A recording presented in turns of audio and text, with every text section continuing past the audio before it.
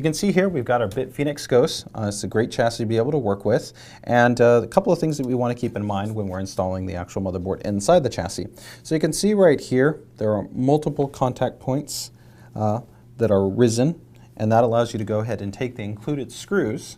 So I have one of these right here, and go ahead and affix the motherboard in place and go ahead and screw it in to go ahead and have it all inside as far as installed.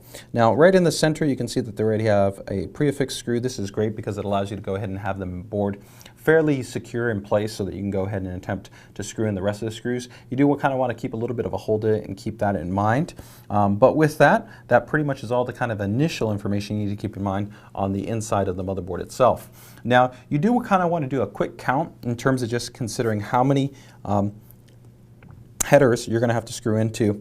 By default, most motherboards are usually going to be either 8 or 9, and that's also going to be reciprocated on the motherboard. So in a moment here, we're going to show you those spacers and thread points on the motherboard.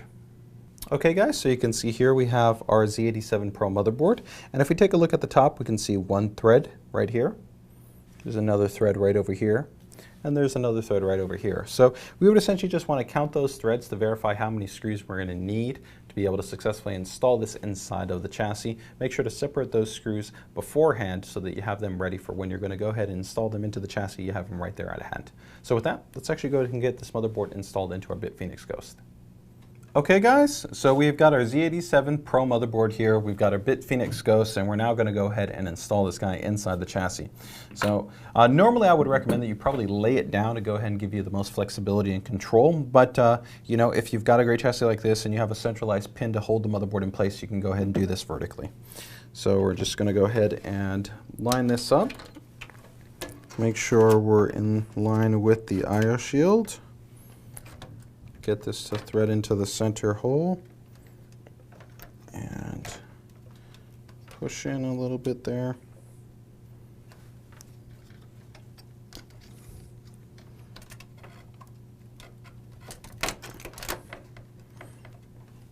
And we just need to reseat it one more time, and there we go. We've got a nice even setting. It's rested in place there, and so we're okay. So you want to make sure that this is pretty much flush against the entire IO shield. You don't want to see any movement or flexing, okay? And from there, you're pretty much just going to want to take each one of the screws that you have and get them screwed into the thread points for the board. So usually I like to try to go in a little bit of a kind of a diagonal pattern. So I'm going to go here with the bottom hand of the board first.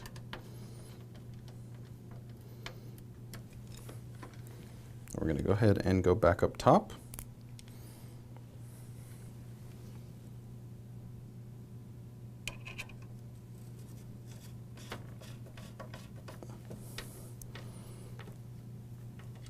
Okay, at that point we've probably got the board at least fairly rested in place. We're just going to go ahead and go back again to the opposing corners.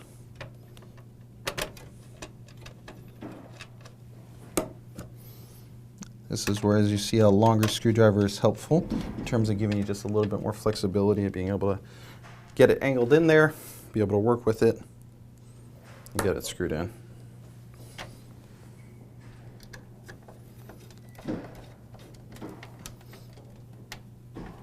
Okay, at that point we've got 4 screws, each one for each opposing corner, so we're just going to finish wrapping it up and we're going to have our motherboard successfully installed.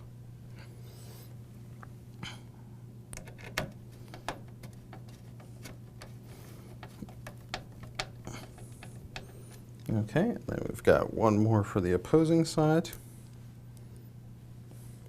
And here guys, once again, you want to be careful. You don't want to over torque these screws. Just want to keep it in place. You know, essentially just get about finger tight, maybe a little bit more than finger tight, but no need to overtly over torque the board, over stress it, create any bowing or flexing.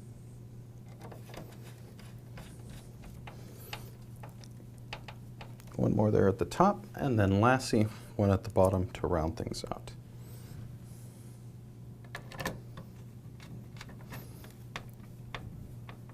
Okay guys, we've gone ahead and successfully installed our motherboard inside the chassis.